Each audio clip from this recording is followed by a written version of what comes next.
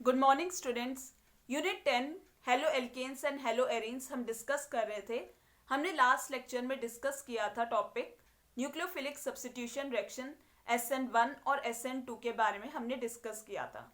In today's lecture we will discuss topic stereochemical aspects of nucleophilic substitution reactions.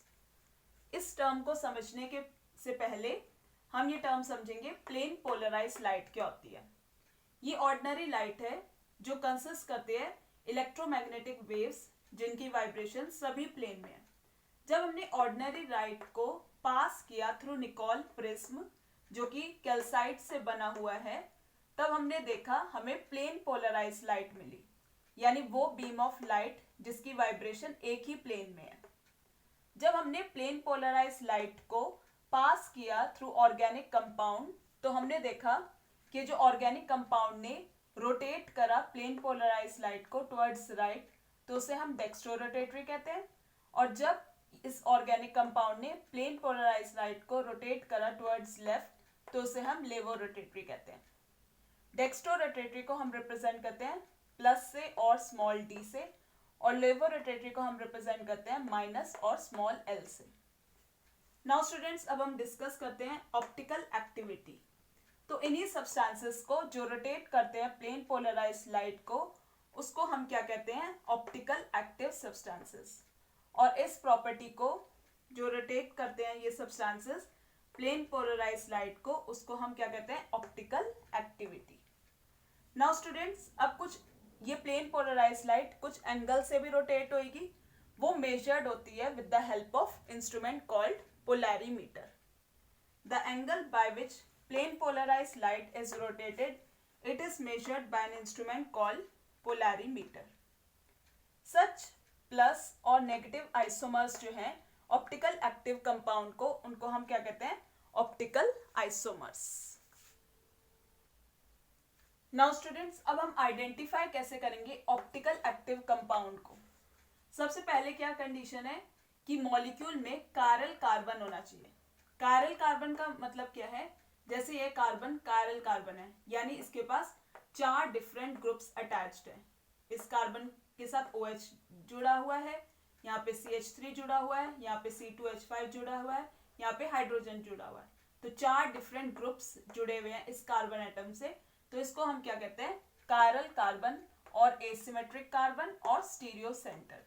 The carbon which is attached to 4 different groups, उसे हम chiral carbon atom कहते हैं, या फिर stereo centre कहते हैं, या फिर एसिमेट्रिक कार्बन। सेकेंड कंडीशन है कोई भी प्लेन ऑफ सिमेट्री नहीं होनी चाहिए। No plane of symmetry in a molecule. Now students, अब हम यहाँ देख सकते हैं ये टार्ट्रिक एसिड है, यहाँ पे प्लेन ऑफ सिमेट्री है। प्लेन ऑफ सिमेट्री का क्या मतलब है कि अगर हम यहाँ से कट करें, यहाँ से अगर हम कट करें मॉलिक्यूल में, तो ये 2 इक्वल हाफ्स में कट जाएगा, तो इसे हम प्लेन ऑफ सिमेट्री कहते हैं। तो यहाँ पे एक कंडीशन है ऑप्टिकल एक्टिविटी के लिए कि कोई भी प्लेन ऑफ सिमेट्री नहीं होनी चाहिए। अगर हम प्लेन ऑफ सिमेट्री का मतलब है कि अगर हम यहाँ मॉलिक्यूल को कट कर दें तो 2 इक्वल हाफ्स में कट जाएगा। ऐसे कंपाउंड्स को हम क्या कहते हैं? Meso compounds.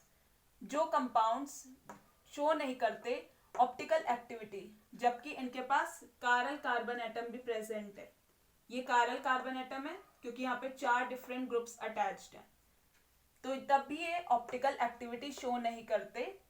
इनकी एब्सेंस ऑप्टिकल एक्टिविटी के क्या रीजन है कि इनके पास प्लेन ऑफ सिमेट्री प्रेजेंट है। तो मॉलिक्यूल में प्लेन ऑफ सिमेट्री नहीं होनी चाहिए, ये कंडीशन है ऑप्टिकल एक्टिविटी के लिए। तीसरी कंडीशन क्या है? Non super imposable mirror images होनी चाहिए। Non super imposable mirror images का क्या मतलब है? जैसे सपोज ये मेरा एक हैंड, ये मेरा हैंड है, तो अगर मैं इसकी मिरर इमेज देखूं तो ये नॉन सुपर इम्पोजिबल होगी, यानी ये मेरा दूसरा हैंड है, तो यहाँ पे ये इस तरह से सुपर इम्पोज नहीं होगी। तो non super imposable mirror images होनी चाहिए। ये कंडीशंस हैं ऑप्टिकल एक्टिविटी के लिए। नाउ स्टूडेंट्स, अब हम इनैंशियोमर्स के बारे में डिस्कस करते हैं। इनैंशियोमर्स क्या होते हैं? वो ऑप्टिकल आइसोमर्स जो कि non super imposable mirror images होते हैं एक दूसरे को, वो कहलाते हैं इनैंशियोमर्स। जैसे फॉर एग्जाम्पल हमारे पास इनैंशोमर है ब्रोमो क्लोरो आइडोमिथेन का, ये non super imposable mirror images हैं एक दूसरे के। जैसे अगर इस मॉलिक्यूल को मैं उठा के यहाँ पे रखूं तो ये जो आयोडीन है वो इस तरफ आएगा या इस तरफ आएगा, तो यानी ये non super imposable mirror images है। ये आपस में क्या है, non super imposable mirror images है, और यही कंडीशन होती है ऑप्टिकल एक्टिविटी के लिए।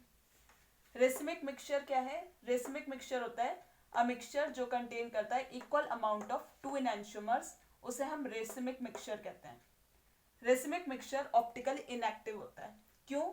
क्योंकि rotation caused by molecules of one enantiomer वो कैंसिल हो जाता है by the rotation caused by due to other isomer. तो यहाँ पे जीरो ऑप्टिकल रोटेशन होता है, उस मिक्सचर को हम क्या कहते हैं? Racemic mixture.